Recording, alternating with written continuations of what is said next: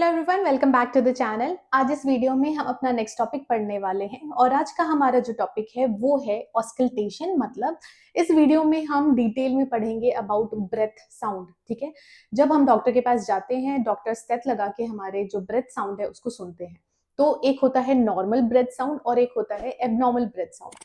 इस वीडियो में हम डिटेल में पढ़ने वाले हैं कि नॉर्मल ब्रेथ साउंड कितने होते हैं, एबनॉर्मल कितने होते हैं और वो कैसे साउंड करते हैं। ओके, ठीक है। तो सबसे पहले हम देखते हैं नॉर्मल ब्रेथ साउंड। ओके, तो नॉर्मल ब्रेथ साउंड यहाँ पे 3 टाइप्स के लिखे हुए हैं। यूजुअली अगर आप देखोगे बुक्स वगैरह में तो वहां पे 2 टाइप्स के ही दिए होते हैं, ये दोनों। ठीक है, वेसिकुलर ब्रेथ साउंड और ब्रोंकियल ब्रेथ साउंड।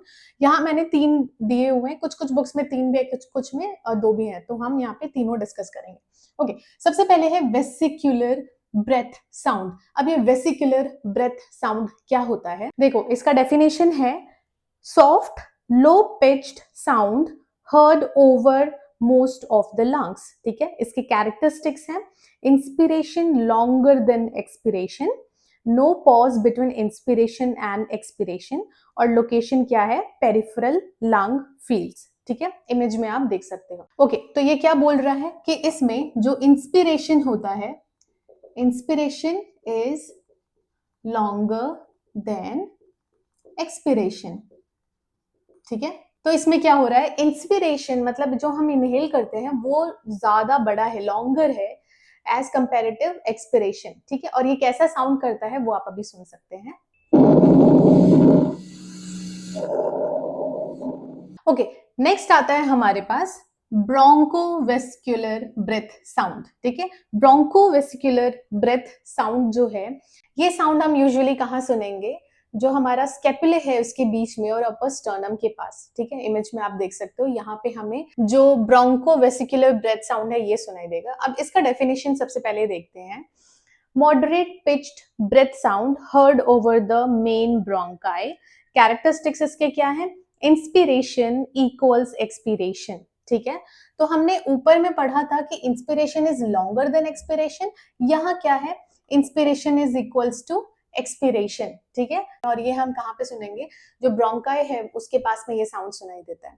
नेक्स्ट आ जाते हैं हम ब्रोंकियल ब्रेथ साउंड। ठीक है, अब ये ब्रोंकियल ब्रेथ साउंड क्या है, इसका डेफिनेशन देखते हैं। Loud high pitched breath sound normally heard over the trachea. ठीक है, इसके कैरेक्टरिस्टिक्स देखो, एक्सपिरेशन लॉन्गर देन इंस्पिरेशन और distinct pause between inspiration and expiration. Location क्या है, ट्रैकिया। ठीक है, तो इसमें देखो हमने क्या देखा है, inspiration is longer than expiration, यहाँ पे इक्वल हो गया है, और यहाँ पे जो इंस्पिरेशन है वो कम होगा, एक्सपिरेशन बड़ा होगा, expiration is longer than inspiration. ठीक है, ओके, तो ये हो गया, और ये हम कहाँ सुनते हैं, ये हम ट्रैकिया के पास सुनेंगे। ओके, तो ब्रोंकियल ब्रेथ साउंड जो है वो कुछ ऐसा सुनाई देता है। तो ये तो हो गए नॉर्मल ब्रेथ साउंड, और इसके इमेजेस से आपको क्लियर हो जाएगा कि नॉर्मल ब्रेथ साउंड्स हम कहां कहां से सुनते हैं। ठीक है, ओके, नेक्स्ट आते हैं हम एबनॉर्मल ब्रेथ साउंड पे। ठीक है, ये बहुत इंपॉर्टेंट है और बहुत सारे एग्जाम्स में ये पूछा जाता है। ठीक है, तो सबसे पहला जो हम पढ़ेंगे दैट इज क्रैकल्स। ठीक है, अब क्रैकल्स क्या है, क्रैकल्स को हम क्रैपिटस भी बोलते हैं, ये हमने पहले पढ़ा हुआ है, क्रैपिटस, और रेल्स भी बोलते हैं। ठीक है, तो क्रैकल्स के 2 और नाम है, क्रैपिटस या फिर रेल्स। ओके, इसका डेफिनेशन है डिसकंटिन्यूअस पॉपिंग और crackling sound caused by sudden opening of collapsed small airways or movement of air through fluid in the lungs। ठीक है, या फिर आप इसको दूसरे तरीके से भी बोल सकते हो कि access fluid in the alveoli and are commonly audible in the lower lobe of the lungs। ठीक है, इसमें क्या हो रहा है कि फ्लूइड अगर बहुत ज्यादा है लंग्स में तो ये क्रैकल साउंड आता है, एक पॉपिंग और एक क्रैकलिंग साउंड आता है। ओके, और उसको हम बोलते हैं क्रैकल्स। अब क्रैकल्स के 2 टाइप्स होते हैं, फाइन क्रैकल्स और कोर्स क्रैकल्स। ठीक है, फाइन क्रैकल क्या होता है, it sounds like popping of crackles. ठीक है, फायर क्रैकल्स जो होते हैं ना, तो ये फाइन क्रैकल्स जो हैं ये साउंड करते हैं कैसे, कि पटाखे फूट रहे हो। ठीक है, वैसे ये साउंड करेंगे, popping of fire crackers. Okay, और ये जो कोर्स क्रैकर है इसमें ऐसा लगता है जैसे पत्थर आपस में रगड़ रहे हो। ओके, तो ये वैसा साउंड करता है। तो फाइन क्रैकल्स जो है वो क्या है, soft high pitched brief crackling sound, okay, और ये कब प्रेजेंट होगा? कॉमन कॉजेस जैसे होंगे इसके पल्मोनरी इडीमा हो गया, अर्ली निमोनिया हो गया, इंटरस्टिशियल लंग डिजीज है या फिर हार्ट फेलियर है, तो हमें ये फाइन क्रैकल्स जो है वो सुनाई देगा और ये कुछ इस तरीके से सुनाई देता है।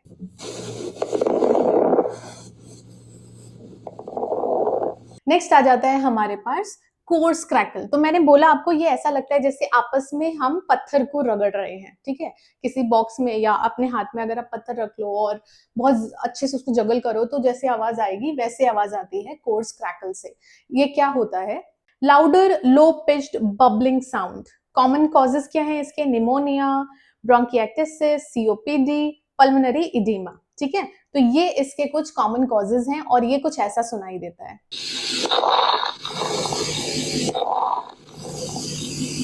ठीक है, नेक्स्ट हम देखते हैं यहाँ पे वीज या फिर वीजिंग, ठीक है। तो वीज या फिर वीजिंग जो है ये भी बहुत कॉमन है, बच्चों में स्पेशली बहुत ज्यादा सुनने को मिलता है ये।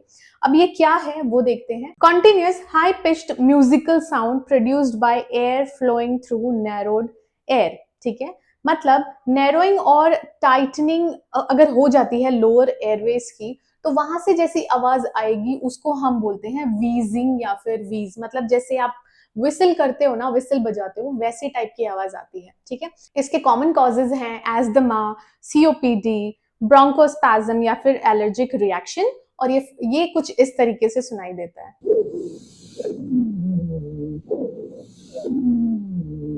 ओके, नेक्स्ट अब बात हम करेंगे रोंकाई साउंड की, ठीक है। तो रोंकाई जो है ये एक रंबलिंग साउंड आता है, ठीक है। मतलब लो पिच्ड स्नोरिंग और gargling sound caused by secretion in large airway, या फिर दूसरा इसका आप ऐसे भी लिख सकते हो कि obstruction or narrowing of the larger airways like in the bronchi or bronchioles, ठीक है।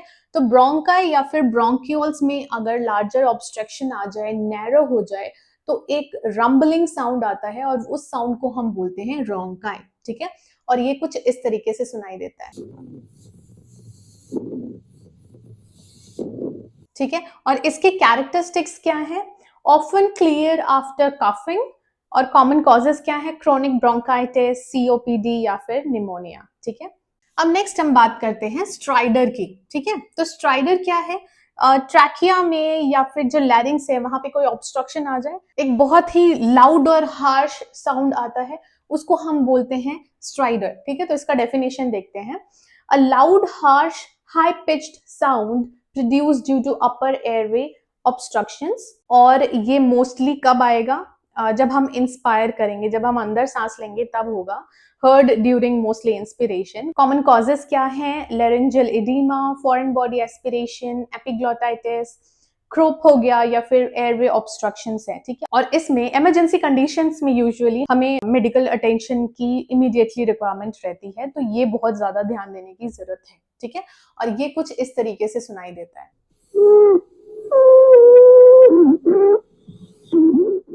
ओके, नेक्स्ट हम बात करते हैं प्लूरल फ्रिक्शन रब की, ठीक है।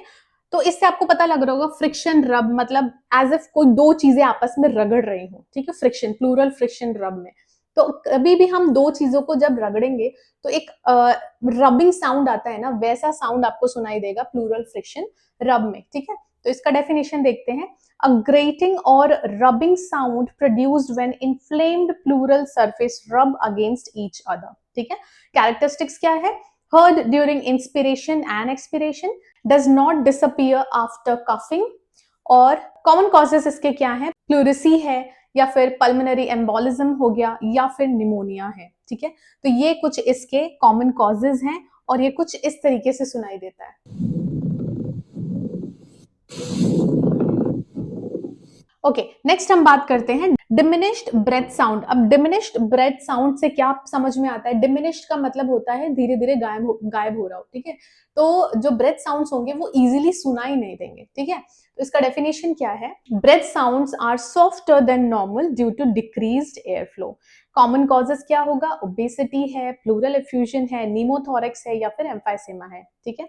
तो इन सब कॉजेज में क्या हो जाता है, जो हमारा ब्रेथ साउंड है वो इजीली सुनाई नहीं देगा, मतलब बहुत ही कम होता जाएगा। एज इफ आप कोई भी साउंड दूर से सुनोगे तो क्या होगा, दूर से सुनने पे आपको वो साउंड अच्छे से सुनाई नहीं देता ना, तो वैसा ही है ब्रेथ साउंड में। जब आप ऑस्कल्टेट करोगे तो आपको बहुत ही धीरे धीरे आवाज सुनाई देगी, ओके। एंड लास्ट है एब्सेंट ब्रेथ साउंड, ठीक है। एब्सेंट ब्रेथ साउंड का मतलब क्या है कि जो ब्रेथ साउंड है वो आपको सुनाई ही नहीं दे रहा है, ठीक है। इसका डेफिनेशन देखते हैं। No breath sounds heard over a lung area. Common causes इसमें क्या है, massive pleural effusion, pneumothorax, complete airway obstructions या फिर लंग कोलैप्स हो गया जिसको हम एटिलेक्टेसिस बोलते हैं, ठीक है। तो ये कुछ रीजंस है, ये कुछ कॉजेज ऐसे हैं जिसमें आपको ब्रेथ साउंड सुनाई ही नहीं देगा। जब आप लंग्स के ऊपर से आप सुनते हो तो आपको ये सुनाई ही नहीं देगा। क्यों? क्योंकि हो सकता है कि जो एयरवे है वो ऑब्स्ट्रक्ट हो गया है, ठीक है। एयरवे ऑब्स्ट्रक्ट हो गया है तो जो इंस्पिरेशन एक्सपिरेशन है वो प्रॉपरली परफॉर्म नहीं हो पा रहा, या फिर इतना ज्यादा प्लूरल एफ्यूजन हो गया है कि कोई आवाज वहां से नहीं आ पा रही है, ठीक है, सुनाई नहीं दे पा रहा है, तो वो होता है एब्सेंट ब्रेथ साउंड। तो आई होप आपको ये दोनों ही चीजें अच्छे से समझ में आ गई हो। अगर अभी भी कुछ ऐसा रहता है जो नहीं समझ में आया है, तो जब हम डिटेल में डिजीज पढ़ेंगे ना, तब आपको इसके रीजंस कि ये साउंड कैसे प्रोड्यूस हो रहा है, क्यों प्रोड्यूस हो रहा है, वो भी क्लियर हो जाएगा, ओके। तो आई होप आपको ये सब अच्छे से समझ में आया हो। आज के लिए इतना ही। अगर ये वीडियो अच्छी लगी तो वीडियो को लाइक करें, चैनल को सब्सक्राइब करें, और कोई भी डाउट या फिर रिकमेंडेशन है तो आप मुझे कमेंट सेक्शन में बता सकते हैं। Thank you so much for watching.